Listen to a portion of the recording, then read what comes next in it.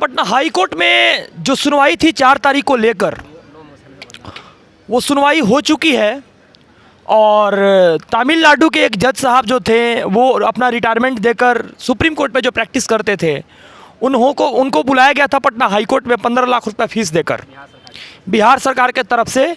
और एक जज का बात सुनता है। तो बिहार सरकार ने जो गेम खेला और गेम के अंदर जो अपना गेम चेंजिंग किया, तो हम लोग के तरफ से दीनू बाबू जो थे और रितिका रानी मैम थी, एसटे ऑर्डर मांग रहे थे हम लोग। और मांगने के साथ साथ हम लोगों का जो मांग थी कि एसटे लगाइए, क्योंकि 12 तारीख तक विज्ञापन का लास्ट डेट है। तो एक जज का बात सुनता है, जैसे कलेक्टर का IAS का सुनता है, उसी तरह से सुना गया। और जज ने, अब उस तमिलनाडु के जज को थोड़ा पता है कि क्या होने वाला है पटना हाई कोर्ट में, और उसको तो पता नहीं है कि पिछले 10 साल से क्या बहाली हो रही है। तो इस विषय वस्तु को जाने बिना जज साहब इस बात से एग्रीमेंट हो चुके हैं और जज साहब ने क्या किया, एसटे लगाने का फैसला नहीं लिया। बिहार सरकार की तरफ से PK शाही सर जो थे वो नहीं लड़े, बल्कि वो जो लाया गया था तमिलनाडु से एडवोकेट को, जज को, रिटायर्ड जज को लेकर आया गया था, वो लड़ाई की है। तो एक साथ कहा गया कि बिहार सरकार के जो जज थे वो मानने के लिए तैयार नहीं हुए और 22 तारीख के दिन अगस्त में फैसला दिए हैं। और साथ साथ हम लोग के एडवोकेट की तरफ से कहा गया है कि सुप्रीम कोर्ट से अगर एक फैसला छोटा सा आ जाता कि यह एक जेन्युइन मुद्दा है और बिहार के लिए बहुत बड़ा कंपलसरी मुद्दा है, तो इसको 3 से 4 दिन में फिर से इसका एक हियरिंग हो सकता है, अगर सुप्रीम कोर्ट से अगर ट्राई किया जाए तो। नहीं तो बिहार के अंदर रहने वाले सारे भाइयों की ज़िंदगी बर्बाद हो जाएगी। इसलिए अभी पटना हाई कोर्ट के दृष्टिपटल पे बैठे हुए हैं और तुरंत अभी निकले हैं। अभी कोर्ट में ही, थोड़ा सा कोर्ट का इति दिखा दीजिए, जितने सारे लोग हैं यहाँ पर सब कोई देख लीजिए, कोर्ट में ही बैठे हुए हैं। तो अभी हो सके तो दिल्ली भी जाना पड़ेगा तो जाएंगे, अगर एक हियरिंग लाने के लिए और स्टे लगाने के लिए दिल्ली भी जाना पड़े तो जाएंगे, क्योंकि ये जो नासमझ वाली बात हुई है वो पूरे बिहार के हित में नहीं है। और बिहार के हित में जो फैसला नहीं हुई है, अभी हम लोग प्लान B कर रहे हैं अपना तैयार, और प्लान B तैयार करने के बाद हो सके तो दिल्ली निकलेंगे। और साथ साथ जो आप लोगों के द्वारा जो माध्यम अपनाया जाएगा उस माध्यम को भी अपनाएंगे। और आगे बंटी भाई जो बोलेंगे इस बातों को सुनिए। देखिए, सबसे पहली बात, पूरे बिहार के 38 जिला के अभ्यर्थी टाइम्स ऑफ भारत के साथ बने हुए हैं और निश्चित तौर पे बने हुए हैं, बने रहिए। एक्चुअली देखिए, आज जो हमारा जो पक्ष था बहुत ही मजबूत था, लेकिन जो बोला गया कि सही बात है कि जो सुप्रीम कोर्ट के जो केरला के जो जज थे उनको प्रतिनियुक्त किया था और जवाबी हलफनामा में हम लोगों ने जो जवाब दिया, और ये बात सही है कि जो हमारा जो मैटर था उस मैटर में इस बात को रखा गया कि ये स्टेट 19 हो, सीटेट हो, बीटेट हो, लगातार 4 साल से सरकार ने मुखालफत में रख के, धोखे में रख के, नियोजन की प्रक्रिया को छोड़ के बिहार BPSC ट्रायल आने की बात को कहीं ना कहीं सफलीभूत किया। और जिस तरह से लगातार हम लोग को 4 साल ठगा, और जिस तरह से हम लोग लगातार हर मोड़ पे, हर मूवमेंट पे हम लड़ाई लड़े हैं।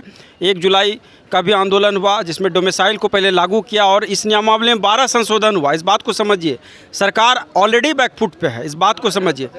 और ये बात भी समझिए कि ये लड़ाई पटना हाई कोर्ट के पटल से अब आपको सुप्रीम कोर्ट के पटल तक लेके जाना होगा, क्योंकि 22 अगस्त का डेट दे दिया गया सारे केस का। जितना आज 11 केस की सुनवाई थी, इसमें सब वैलिडिटी ऑफ एक्ट की को ही लेके चैलेंज था, लेकिन हमारे सीनियर एडवोकेट सर ने भी अपना पक्ष बहुत ही मजबूती से रखा, बहुत ही स्ट्रॉन्ग पक्ष है। आज हम फिर शाम में मिलेंगे और जाति जनगणना का भी मामला चल रहा है। जाति जनगणना पे पता है स्टे का ऑर्डर आया हुआ है, उस पर भी सुनवाई हो रही है और उसका भी सुनवाई अभी भी चल रहा है अंदर में। इस बात को समझिए। एक पॉइंट अब हमारे पास बनता है, अर्जेंट मेंशनिंग के लिए हमको सुप्रीम कोर्ट की ओर मूव करना होगा। और सुप्रीम कोर्ट से वहाँ से अगर हम मूव करवा पाते हैं तो निश्चित तौर पे फिर हमारा इसी बीच में एक सुनवाई हो जाएगा 12 जुलाई से पहले। इसलिए साथियों, बिहार के तमाम ज़िले के अभ्यर्थियों और जो भी हैं सीटेट के साथी, बीटेट के साथी, एस्टेट के साथी, उनको इस पर संज्ञान लेने की ज़रूरत है। और जो लोग आज कहीं ना कहीं पिटिशनर भी खेल रहे हैं, मैं उनसे भी कहना चाहूँगा कि आप लोग को भी हम कहना चाहेंगे, अब आप लोग एक पटल पे आ जाइए, हमारे हाथों को मजबूत कीजिए, क्योंकि आपने भी पिटिशनर के नाम पे, सुप्रीम कोर्ट के नाम पे बहुत सारे साथियों से कलेक्शन लिया है। और हम चाहते हैं कि सब लोग एक मंच पे आइए और एक मंच पे आके टाइम्स ऑफ भारत जो चैनल है, और ये हम चाहेंगे कि जो भी हैं, जैसे अभिषेक झा जी हैं जो लगातार आवाज़ और मुद्दे को उठाते रहे हैं, हम उनसे भी कहना चाहेंगे, आज तक तो हमने नहीं बोला लेकिन अभी भी हम कहना चाहेंगे कि हमारा जो केस का सुनवाई है, उस केस को सुनवाई को सुप्रीम कोर्ट में हम लोग अगर उस सुप्रीम कोर्ट को लेकर अगर हम लोग बढ़ जाते हैं तो हो सकता है कि दोबारा हम लोग पटना हाई कोर्ट के पटल पे सुनवाई होगी। देखिए सारे लोग अभी डिप्रेशन में हैं, लेकिन साथियों घबराने की ज़रूरत नहीं, कूल माइंड से हम लोग को काम करना है और बहुत ही सही तरीके से काम करना है, जेन्युइन तरीके से काम करना है। हम मेरिट के भी साथियों से भी कहना चाहेंगे, देखिए ये हक और अधिकार की लड़ाई है। सरकार ने हम लोग को बांटने का काम किया और आज भी हमको नियोजित शिक्षकों के साथ बांटने का ही काम किया। ये नियमावली में भी कहीं कहीं इतने सारे लूप पोल लाए हैं, वो बांटने के लिए, बहाली करने के लिए नियमावली नहीं लाया गया साथियों। इस बात को समझिए, इस बात को समझना होगा साथियों। मेरिट के भी साथी जो लोग कहीं ना कहीं केस खेल रहे हैं, हम उनको भी कहना चाहेंगे कि हमारे केस का ऑर्डर लेके चलिए। सुप्रीम कोर्ट में जो मैटर होगा वहाँ पे कोई सीनियर एडवोकेट को रख के वहाँ से हम तुरंत अर्जेंट मेंशनिंग करवा के उसको हाईकोर्ट के पटल पे पुनः सुनवाई की प्रक्रिया को प्रारंभ कर सकते हैं। इसलिए हम चाहते हैं साथियों, बिहार के जितने ज़िले के अभ्यर्थी हैं जो हमको सुनते रहे, हमको फॉलो करते रहें, उनको समझने की ज़रूरत है। और जो भी साथी अभी खंड खंड में बटे हुए हैं, चाहे वो नियोजित शिक्षक संघ के साथी हैं, चाहे वो मेरिट के साथी हैं, चाहे वो सीटेट और बीटेट एस्टेट की लड़ाई तो हम दोनों लड़ ही रहे हैं, लेकिन हम चाहते हैं कि मेरिट के साथी भी हमारे साथ आएँ और मजबूती से इस केस को हम सुप्रीम कोर्ट में अर्जेंट मेंशनिंग करवा के 12 तारीख से पहले सुनवाई का हम पुनः एक रास्ता खोलें। और इस बात पे हम विचार कर रहे हैं, हो ना हो इस पे संज्ञान लेते हुए हम इसको आगे बढ़ाएंगे साथियों। अब यहाँ पे आमोद किनवार जी हैं, वो भी कुछ बोलेंगे, कुछ अपना पक्ष रखेंगे।